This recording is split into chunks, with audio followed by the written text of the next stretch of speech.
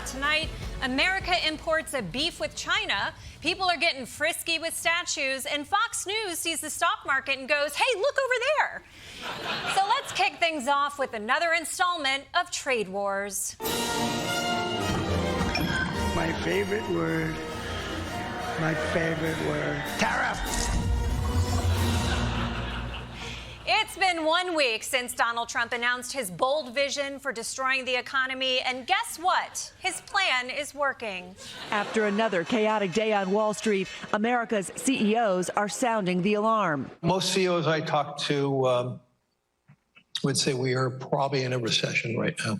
A new CNBC survey showing those concerns are widespread, with 69% of CEOs expecting a recession and 82% expecting resurgent inflation. This is a snapshot of the Dow since President Trump's inauguration, after dropping more than 15% since its record high, putting it into correction territory. I'm not an economist, but it's probably a bad sign when the chart itself looks like it jumped off the roof. Look at that drop. Six Flags is going to make a roller coaster of that. Mom, I want to ride the Dow Jones. We can't afford it. So the economy is incredibly unstable right now. The only upside is that this crash is much easier to understand than the 2008 one. Remember The Big Short, where they had to have Margot Robbie explain it in a bathtub? Here's how that would go today. Trump did it. Thanks, Margot. Thank you. So the president may have single-handedly tipped us into a global recession. And with so much uncertainty, the world is glued to the financial news networks, who are surely focusing on this story 24/7. Right, Fox Business? The president welcomes the World Series champions, the Los Angeles Dodgers, to the White House. He was funny. He was entertaining.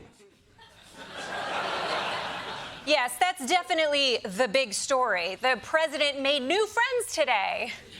So yes, economists are afraid that we're headed into a recession, but don't worry, things could still improve quickly as long as Trump de-escalates soon. President Trump escalates his trade war with more threats against China. President Trump is now promising a new 50% tariff on China, on top of the other new tariffs, which are on top of existing tariffs. Combined, this would make U.S. tariffs on imports from China a whopping 104%. 104% tariffs? Okay, this is getting really serious. We'll know exactly how serious once we ask China to do the math for us, but... Point is, Trump is out of control right now. I'd say he's like a bull in a china shop, but at 104%, I can't afford to say that. It's really starting to feel like the entire world is teetering on the brink of chaos. It's honestly impossible to report on literally anything else right now, right, Fox News? A women's pool championship in the UK with no women in the final round, after two transgender players defeated their female opponents to face off for the title.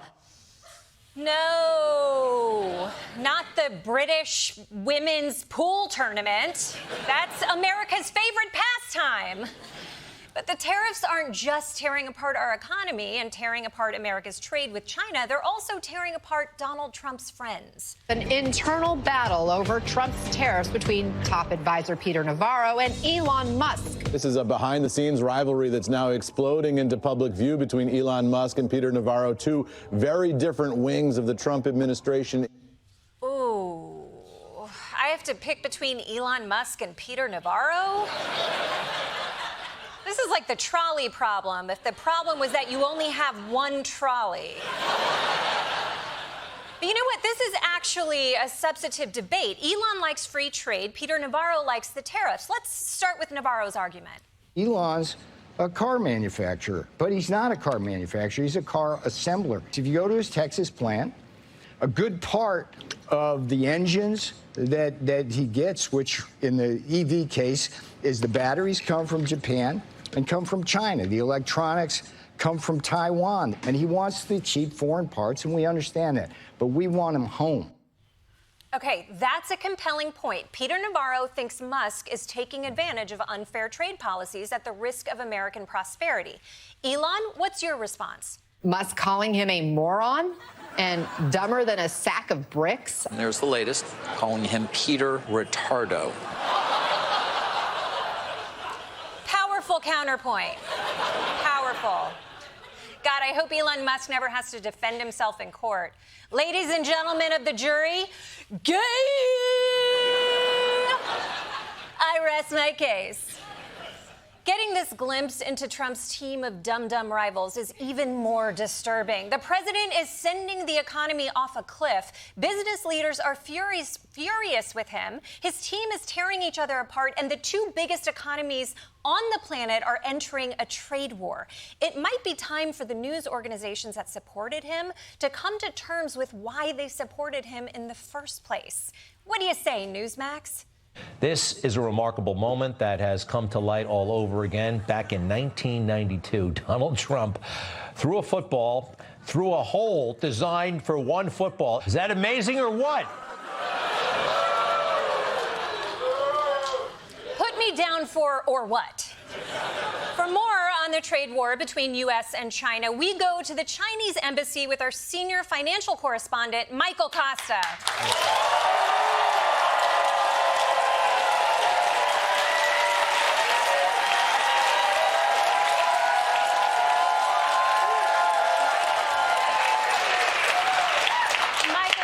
Analysis. Well, it's not good, Desi. You know, a trade war with China would be devastating for the United States. Almost everything we buy is made in China. Clothing, electronics, dildos from my grandfather's dildo factory, kitchen appliances. We can't just stop all of these... Wait. What? Sorry.